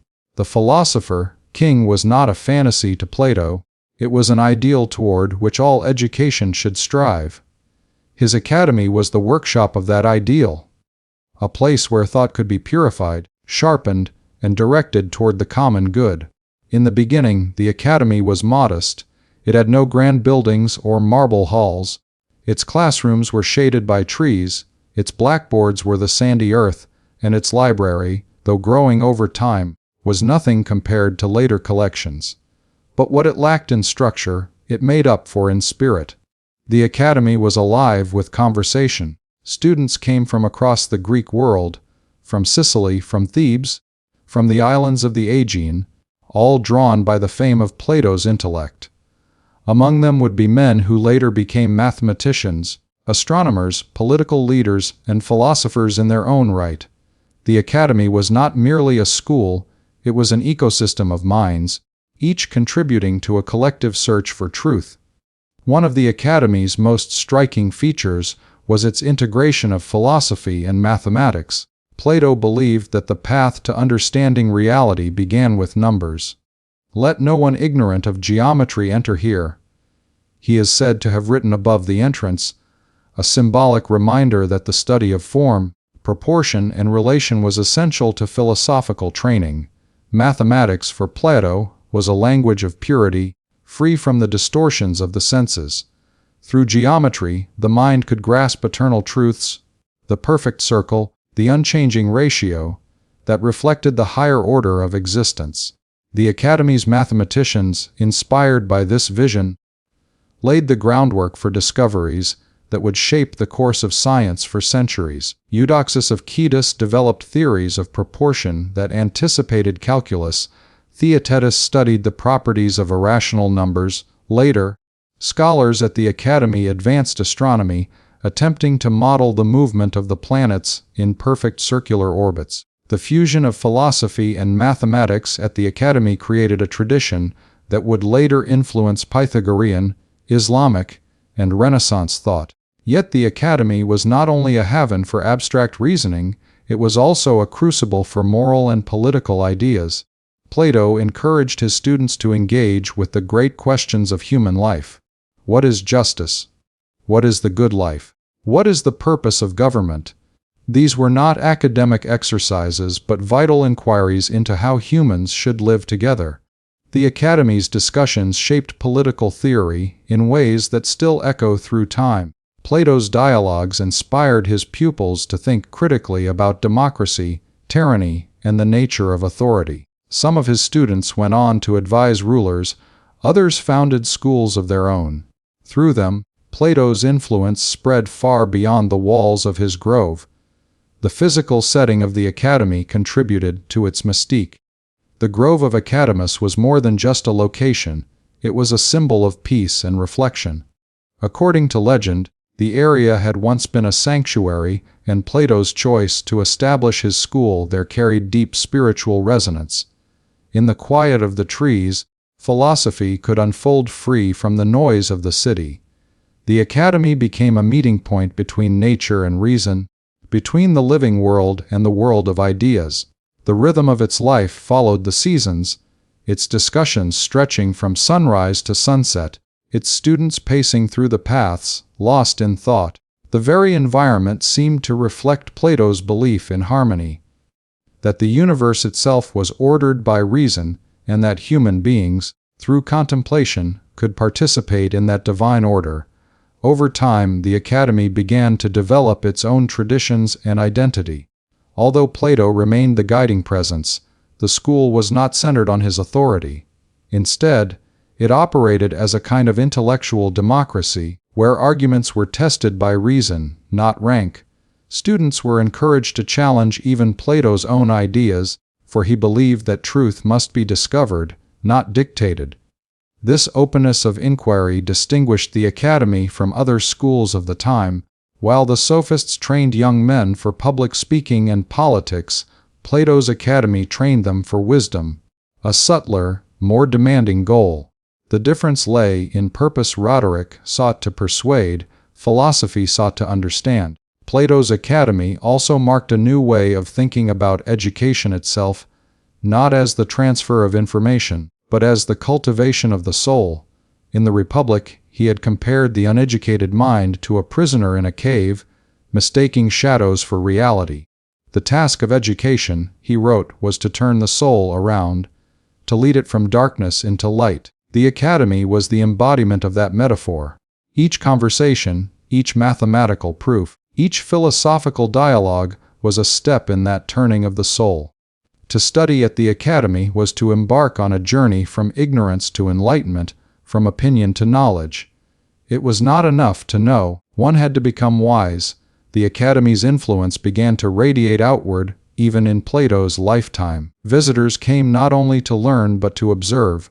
Rulers from Sicily and Macedonia sought Plato's counsel, hoping to apply his philosophical principles to governance. Some of these encounters were successful, others were fraught with misunderstanding. When Plato traveled to Sicily to advise Dionysius Sue, the tyrant of Syracuse, his attempt to implement a philosopher's rule ended in political tension and disillusionment. Yet even in failure, the experiment revealed Plato's conviction that philosophy must engage with life, not retreat from it. The academy was both a retreat for contemplation and a forge for action, preparing minds capable of navigating the complexities of the real world. By the time of Plato's death, the academy had become an enduring institution, entrusted to his successor, Speusippus, and later to Xenocrates. Unlike most schools of the ancient world, it survived for centuries, adapting to new generations of thought. Long after Plato's voice had fallen silent, the academy continued to evolve, engaging with questions of logic, ethics, and metaphysics. It became a model for all later institutions of learning, from Aristotle's Lyceum to the great universities of the medieval and modern world. The very concept of a school, as a community devoted to reasoned inquiry, traces its lineage back to that grove outside Athens. The founding of the academy also marked a transformation in the status of the philosopher. Before Plato, philosophers were wanderers, individual thinkers without a home, like Socrates in the marketplace, or the early Ionian naturalists on the coasts of Asia Minor. Plato gave philosophy a dwelling place, a permanent home where it could grow, accumulate, and refine itself. In the academy, knowledge gained continuity. Ideas were no longer scattered insights, but parts of a collective conversation that stretched across generations. The academy institutionalized thought, not to confine it, but to preserve and nurture it. It was, in a sense, the first temple of reason. The enduring power of the academy lay not in its buildings or its rules, but in its vision. That knowledge was a moral act, that learning was sacred. In a world driven by politics and war, Plato carved out a sanctuary for the mind. The Academy's legacy would endure long after its physical walls were gone, inspiring countless generations to seek truth through dialogue and discovery. From that grove of olive trees, the roots of Western education spread across continents and centuries, carrying with them Plato's belief that the human soul could ascend toward the divine through knowledge. As the years passed after Plato's death, the olive grove of academists remained alive with discussion. Students still gathered under the trees at dawn, still traced diagrams in the dust, still argued about the good, the just, and the true. The voice of their founder was gone, but his presence lingered in every question they asked. The Academy had become a living tradition, an institution not bound to any one teacher, but to the continuous pursuit of wisdom itself. In this, it achieved something extraordinary. It turned philosophy into a shared enterprise, a conversation that would never end. Plato's successor, his nephew Speusippus, took up the task of guiding the Academy. Though he lacked his uncle's poetic touch, he preserved its essential mission. Under him, the school began to explore new questions in ethics and metaphysics, extending the framework Plato had left behind. Where Plato had sought the eternal forms, Speusippus tried to classify reality into hierarchies and categories, bringing a kind of order to his master's visionary thought. After Speusippus came Xenocrates, another devoted student, who emphasized the unity of mathematics and philosophy, and began to give the Academy a more formal structure.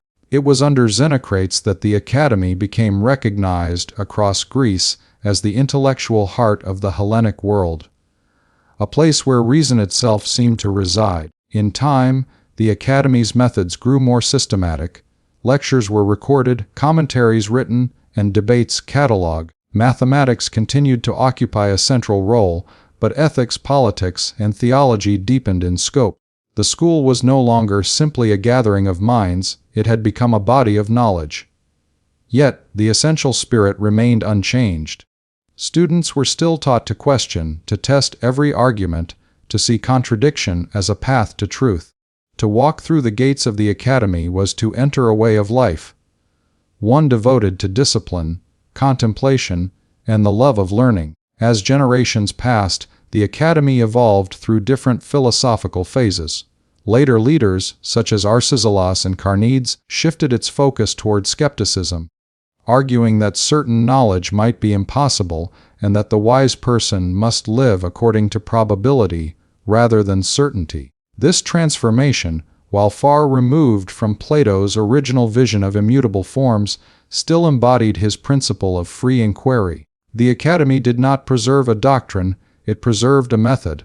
Its scholars were free to disagree, to reinvent, even to contradict their founder, for to do so was itself a form of fidelity. Plato had taught that the unexamined life is not worth living. The Academy proved that the unexamined idea is not worth believing.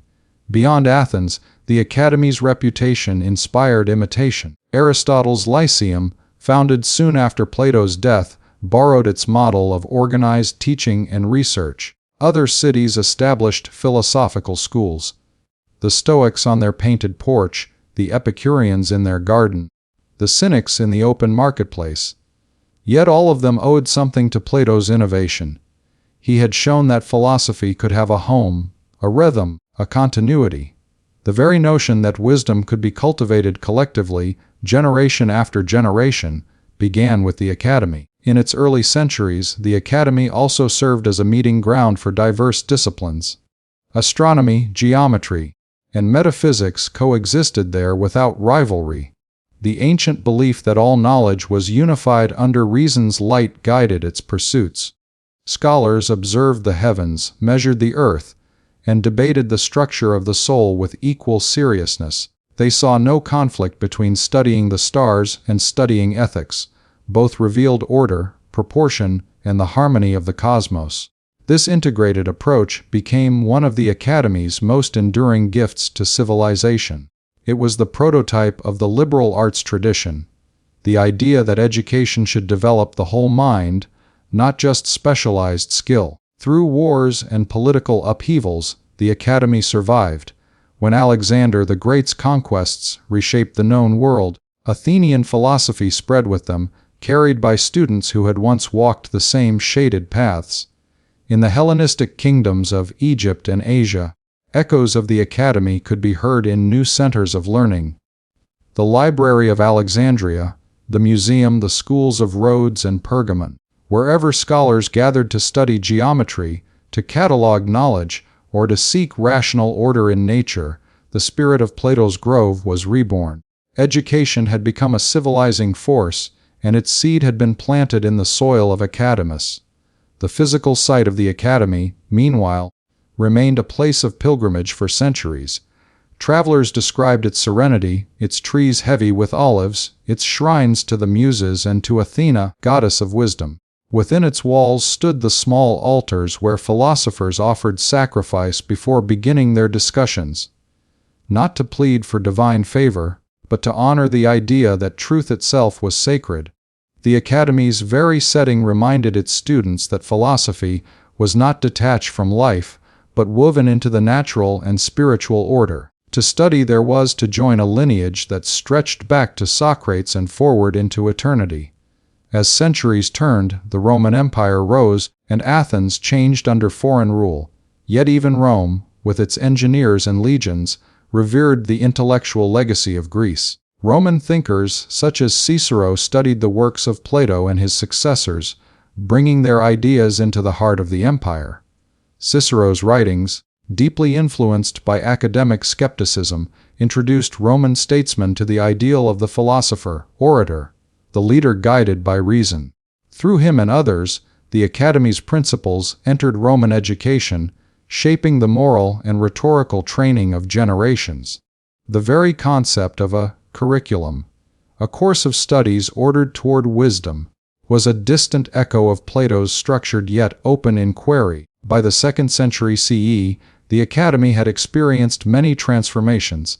Philosophical fashions shifted, yet the idea of the school endured. Eventually, under the influence of thinkers like Plotinus and Proclus, it merged with the movement now called Neoplatonism, a grand synthesis of Plato's metaphysics with mystical and religious thought. The academy became less a place of open debate and more a sanctuary of contemplation, where scholars sought union with the divine intellect that Plato had glimpsed in his form of the good. Its geometry became sacred geometry, its philosophy became theology. Still, the line of descent was unbroken. The academy had adapted to a new age, carrying the flame of reason through the changing winds of history. When the Christian era dawned, the academy faced both challenge and transformation. Early Christian thinkers, though often critical of pagan philosophy, found in Plato's ideas a bridge between Greek reason and divine revelation. Augustine of Hippo, the great theologian of the 4th century, read Plato through the Neoplatonists and found in his concept of eternal truth a way to express the Christian vision of God. Thus, even as the old academy declined, its spirit entered new forms. The monasteries that preserved learning in the Middle Ages, the universities that arose in Paris, Bologna, and Oxford, all were, in a sense, descendants of that first Athenian school. Their organization, their devotion to dialectic, their pursuit of universal knowledge, all traced back to Plato's grove. The physical academy was finally closed in 529 CE by the Byzantine Emperor Justinian, who saw in its pagan philosophy a threat to Christian orthodoxy. The last philosophers fled Athens, carrying with them manuscripts and memories of centuries of learning. Some found refuge in Persia, where Greek thought mingled with Eastern traditions. Others influenced the emerging intellectual culture of the Islamic world. In Baghdad, the House of Wisdom echoed the academy's ideals, translating and preserving Plato's and Aristotle's works, studying mathematics and astronomy in the same spirit of disciplined wonder. Through the Islamic scholars who later transmitted this knowledge back to medieval Europe, the academy's influence crossed continents and faiths. Even in exile, the light of that olive grove continued to shine. The legacy of the academy is not measured in stone ruins, but in the continuity of its ideals. Every institution of higher learning that followed, from the Lyceum and Alexandria's library to the Renaissance academies and the modern university, carries within it the same conviction that knowledge is a communal endeavor, that dialogue refines understanding, and that education is both an intellectual and moral journey. When professors gather in seminar rooms, when students debate the meaning of justice or trace geometric proofs, they reenact rituals that began in Plato's time. The questions have changed, the method endures. The Academy's enduring lesson is that learning is never finished. Plato designed it not as a storehouse of answers, but as a workshop of inquiry. Each generation of students added new layers, corrected old assumptions, and adapted its methods to new realities. In this sense, the Academy was both timeless and constantly renewing itself, a paradox perfectly suited to Plato's belief that the eternal expresses itself through change. The school's longevity, nearly 900 years in one form or another, testifies to the power of that balance between permanence and adaptation. In the Renaissance, when Europe rediscovered the writings of Plato, scholars looked back to the Academy with awe. In Florence, thinkers such as Marsilio Ficino and Giovanni Pico della Mirandola founded their own Platonic academies, inspired by the dream of uniting philosophy, art, and spirituality. They saw in Plato's model the blueprint for a rebirth of the human spirit. The discussions they held on beauty, love, and divine order echoed those ancient debates under the olive trees. The very word academy entered the modern vocabulary as a symbol of learned community. Today, when we speak of an academy of science or an academy of arts, we invoke the memory of that first gathering place of thinkers who believed that truth could be pursued together. The modern university system owes more to the academy than to any other ancient institution. Its structure, a community of scholars, organized by disciplines but united in pursuit of knowledge, reflects the Platonic ideal. The seminar, the lecture, the dissertation, even the notion of academic freedom all trace philosophical ancestry to that grove outside Athens. Academic freedom, in particular, embodies Plato's insight that thought must be uncoerced to be true. The right to question authority, to follow evidence wherever it leads, is a direct descendant of the conversations that once challenged even Plato's own ideas. When students today gather to debate, they participate in an unbroken chain of inquiry that began with Socrates, took form in the academy, and continues in every classroom that values reason over rhetoric. The academy also transformed the teacher-student relationship. In earlier times, knowledge was transactional. Sophists sold instruction to clients seeking social advantage. Plato replaced that model with one based on mentorship and shared pursuit. The teacher was a guide, not a merchant, the student, a fellow traveler, not a customer. This ethos still shapes the best educational relationships today. It reminds us that learning is not a commodity but a partnership, a dialogue between minds seeking understanding. That moral dimension of education, that it forms character as well as intellect, was the heartbeat of Plato's academy. Looking back across the centuries, one sees how a simple grove of olive trees became a symbol of civilization itself. The academy stood for the belief that the mind is capable of order, that truth is discoverable, and that society is ennobled when it values learning. It taught that knowledge without virtue is incomplete, and that education must aim not merely at skill, but at wisdom. These principles continue to define our highest aspirations. In every library and laboratory, in every debate about ethics and progress, the echo of Plato's academy resounds, the whisper of reason asking, still, what is true and how we might live by it. Even now, archaeologists walking the site of the ancient academy can see fragments of its past, traces of gymnasia, altars, and lecture areas. The earth is quiet there, but if one listens closely, it is easy to imagine the murmur of discussion, the scratch of styluses on wax tablets, the measured rhythm of philosophical argument. The olive trees still grow, descendants of those that shaded Plato's students. Time has weathered the stones, but the idea remains indestructible. The academy was never merely a place, it was a state of mind. Plato's founding of the academy was thus more than an act of teaching, it was an act of faith. Faith in reason, in dialogue, in the human capacity for understanding. Through it, he sought to heal the wound left by Socrates' death and to ensure that philosophy would no longer depend on one man's courage alone. In creating an institution, he created continuity. In nurturing students, he nurtured civilization. His academy became the seed from which the entire tree of Western education would grow, its roots spreading across cultures and centuries. The final lesson of the academy is humility before truth. No matter how vast our libraries or advanced our technologies, we remain participants in the same endless conversation. Plato's Grove reminds us that learning is not the possession of knowledge, but the pursuit of it. Every question asked in sincerity, every argument tested by reason, every student inspired to think beyond appearances is part of that heritage. The academy's walls may have crumbled, but its voice endures. In every mind that seeks to understand, in every heart that believes wisdom can make the world more just. And so, across 24 centuries, the image endures, a circle of thinkers beneath the shade of olive trees, their voices weaving together in patient dialogue. Among them, the spirit of Plato listens still, smiling faintly as one more generation begins the timeless work of inquiry. The academy lives wherever there is thought, wherever reason is loved, wherever knowledge is shared. It was born in Athens, but it belongs to all who seek the light. In the golden age of Greek thought, Plato's writings emerged as luminous windows into the human mind, exploring questions that would echo through the corridors of history. What is justice? What is love? What can we truly know? And what lies beyond the world of appearances? To read Plato is to step into a living conversation about the nature of reality and the meaning of being human.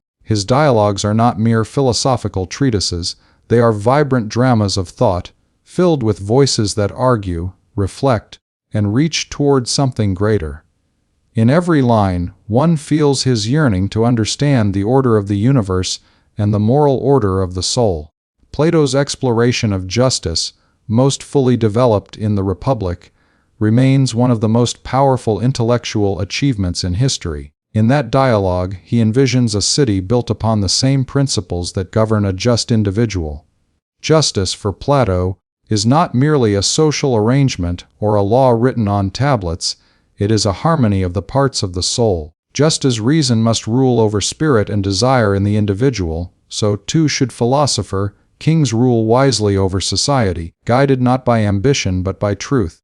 This vision reflects Plato's belief that justice is both personal and cosmic, an alignment between the inner order of the human being and the universal order of the cosmos.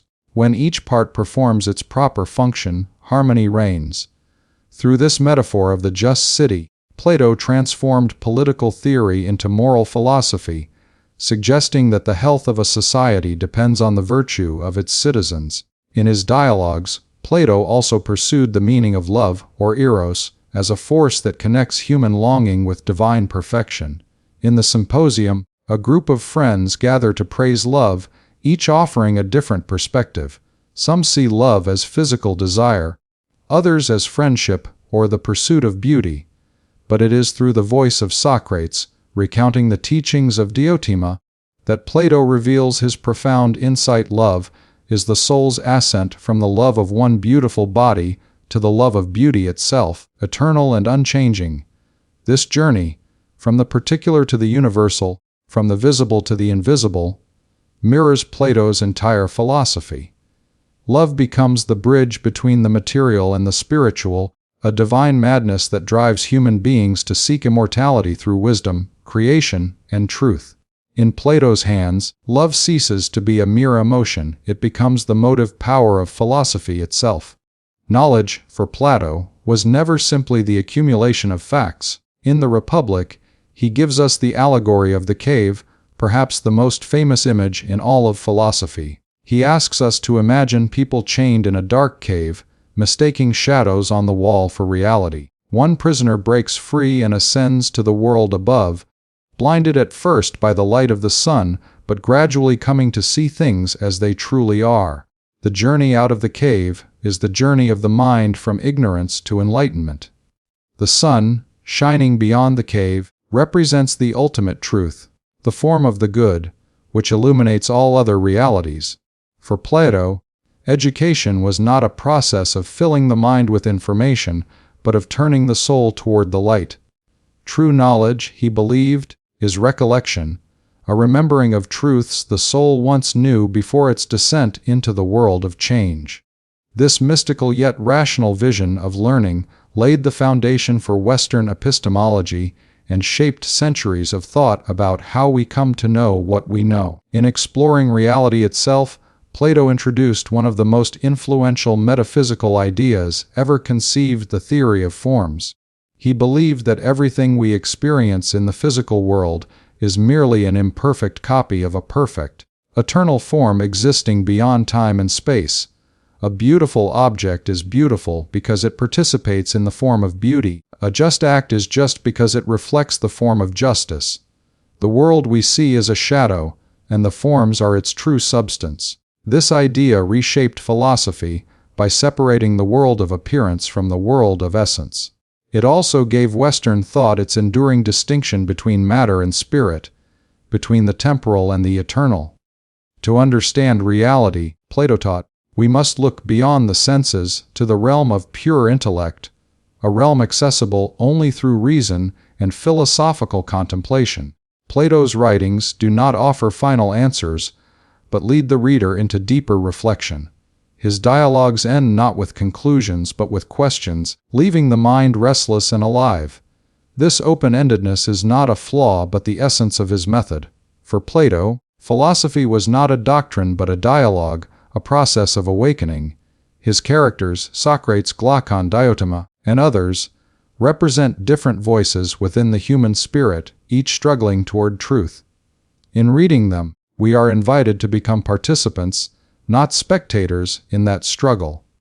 The beauty of his language, the subtlety of his reasoning, and the dramatic tension of his conversations combine to create works that are as literary as they are philosophical. Through his exploration of justice, politics, love, knowledge, and reality, Plato built a framework for all later thought. His ideas shaped not only philosophers like Aristotle, Plotinus, and Augustine, but also the moral and intellectual traditions of the Western world.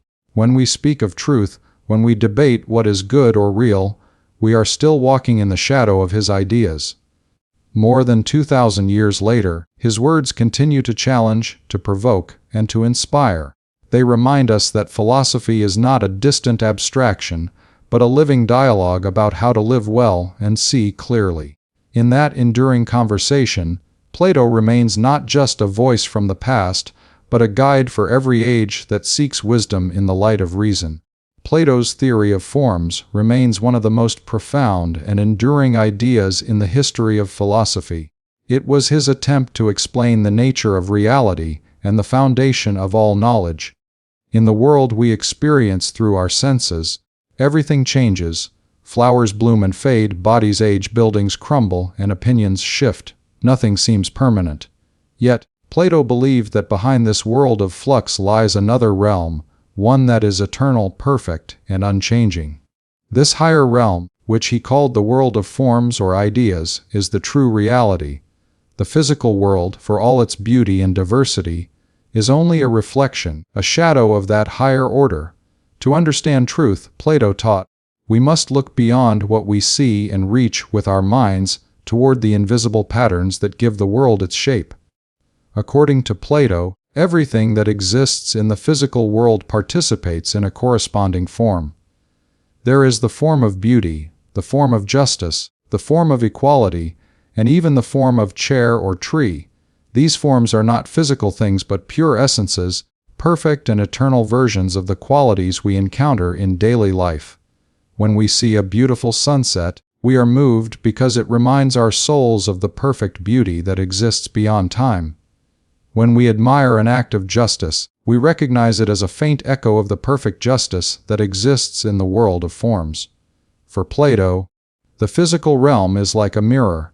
It reflects the true world, but never fully captures it. To mistake the reflection for the real thing is to live in illusion. Philosophy, therefore, is the process of turning the mind away from shadows and toward the light of truth.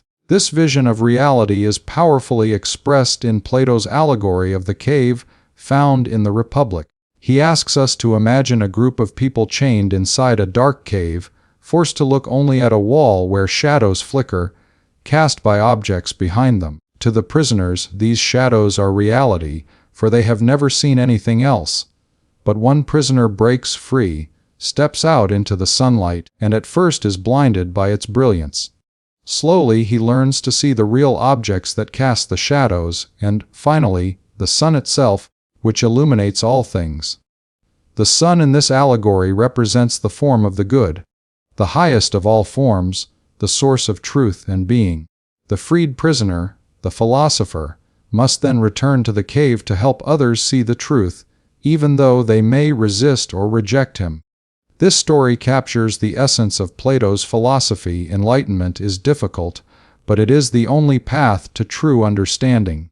The theory of forms also offered Plato a solution to a fundamental problem that had troubled earlier Greek thinkers.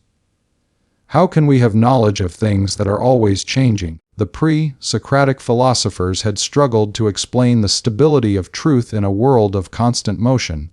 For Plato, the answer was that knowledge cannot be about the changing world of the senses, it must be about the unchanging world of the forms. Opinion deals with appearances, knowledge deals with reality. When we reason about geometry or moral truth, we are not depending on sensory experience, but on the mind's recollection of eternal patterns. This distinction between opinion and knowledge, appearance and reality, became one of the cornerstones of Western philosophy and continues to shape the way we think about science, ethics, and metaphysics. Plato believed that the human soul once lived in the world of forms before being born into a body. In that divine realm, the soul beheld true beauty, justice, and goodness in their purest forms.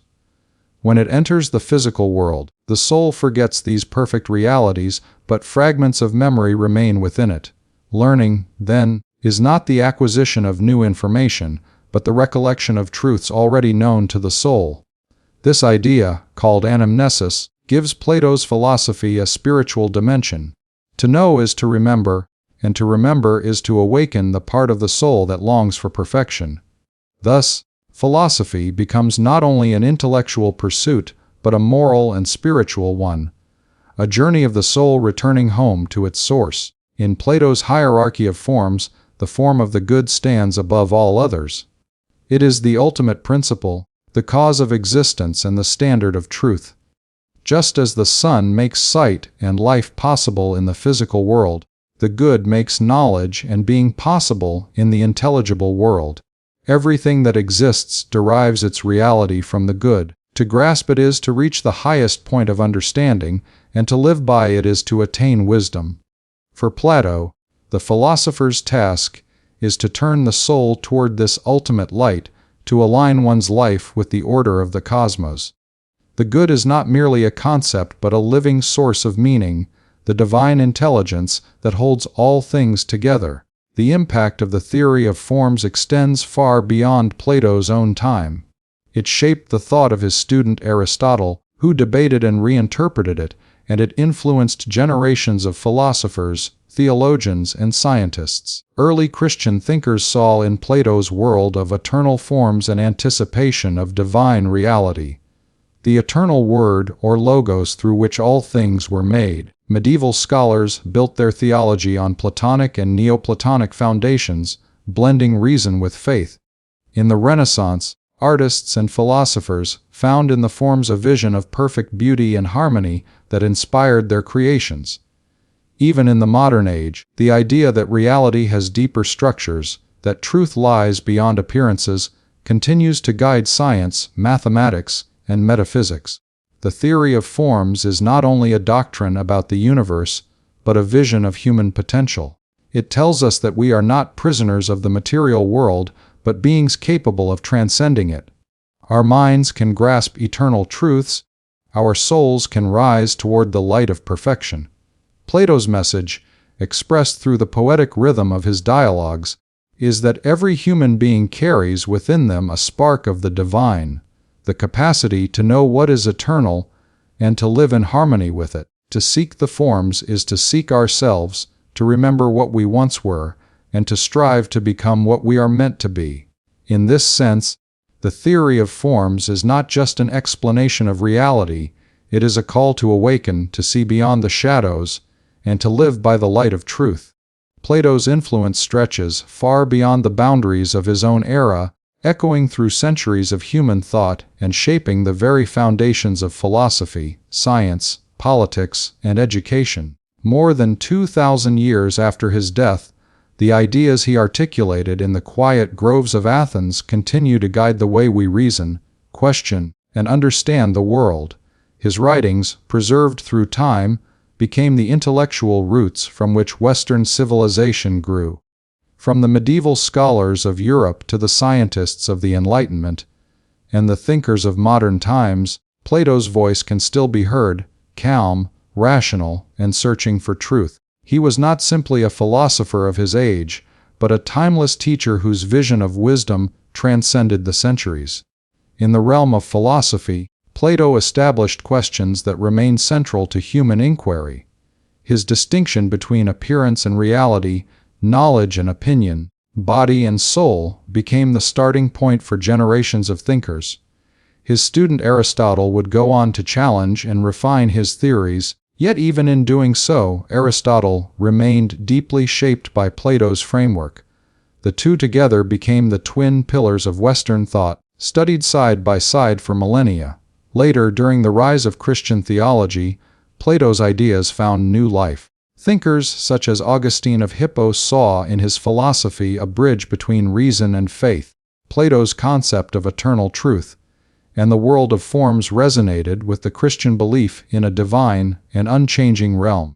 His vision of the soul's immortality and its longing for perfection provided a philosophical foundation for understanding the relationship between humanity and the divine.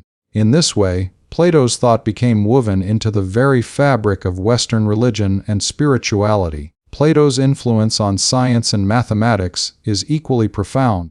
His insistence that the universe is ordered by rational principles laid the groundwork for the scientific method. He believed that behind the chaos of appearances lies a harmonious structure governed by reason and number.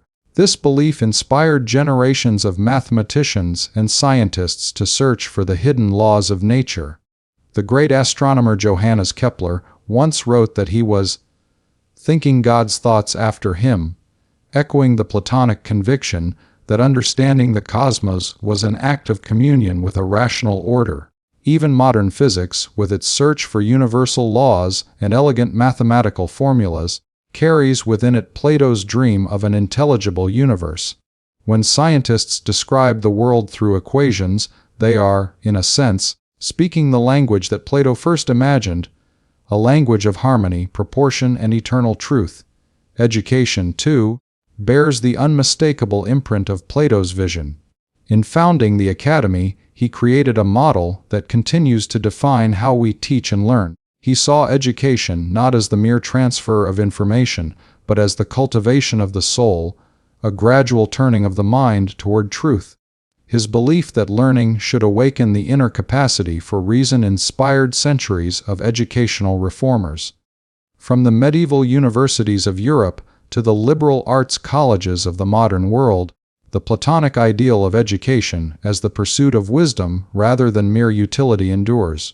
Every classroom that values discussion over dogma, every teacher who encourages questioning and reflection, carries forward the spirit of Plato's academy. Even the term academic itself comes from the grove where Plato once taught, reminding us that the essence of education is inquiry guided by the love of truth. In the realm of politics, Plato's influence has been both profound and controversial. In the Republic, he imagined a just society ruled by philosopher, kings, leaders whose authority rested not on power or wealth, but on wisdom and virtue.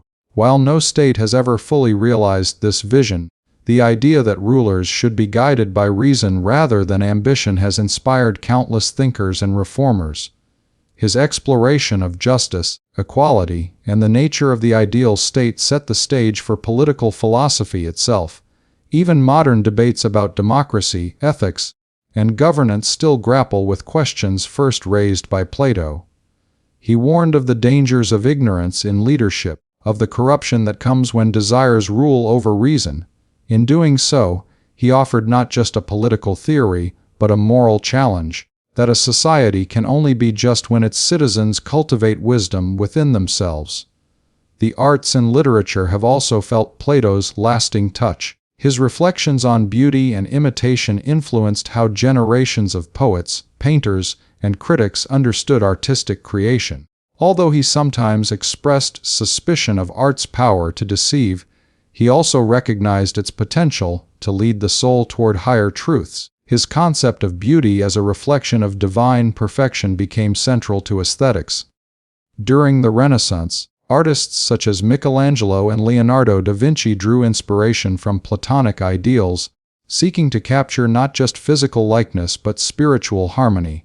Writers from Dante to Shelley, from Goethe to Emerson, found in Plato's dialogues a wellspring of poetic and philosophical imagination. His blend of reason and myth, of logic and emotion, gave later thinkers a model for expressing the complexity of human experience. Plato's reach extends even into modern psychology and ethics. His tripartite model of the soul, reason, spirit, and desire, anticipated later understandings of the human mind. Sigmund Freud's theory of the id-ego and superego echoes this structure, translating Plato's moral vision into psychological language. His belief that virtue is a kind of knowledge, that to know the good is to do the good, continues to influence debates about morality and human behavior. The idea that moral growth depends on self-knowledge and rational reflection remains a cornerstone of both philosophy and therapy. In every field that seeks to understand the human condition, Plato's shadow still falls. Across centuries, civilizations have risen and fallen, yet Plato's ideas have never faded. They have been translated, reinterpreted, and revived in every era because they speak to something eternal in human nature, the desire to know, to love, to live justly. He taught that philosophy is not the possession of a few scholars, but the calling of every soul. To think, to question, to seek truth is to participate in the life of the mind that Plato began. His influence endures not because his answers were final, but because his questions remain alive. What is justice? What is beauty? What is truth? Each generation must ask these anew, and in doing so, it rediscovers Plato's wisdom. Today, his spirit lives in every university lecture, in every philosophical debate, in every scientist's search for order, and in every artist's vision of beauty. Plato reminds us that the pursuit of knowledge is also the pursuit of goodness, and that the light of reason can illuminate not only the world but the human soul itself. He was, and remains, the teacher of civilization, the philosopher who taught us that wisdom is not a destination, but a way of life, a journey that began in ancient Athens and continues wherever minds are free to wonder.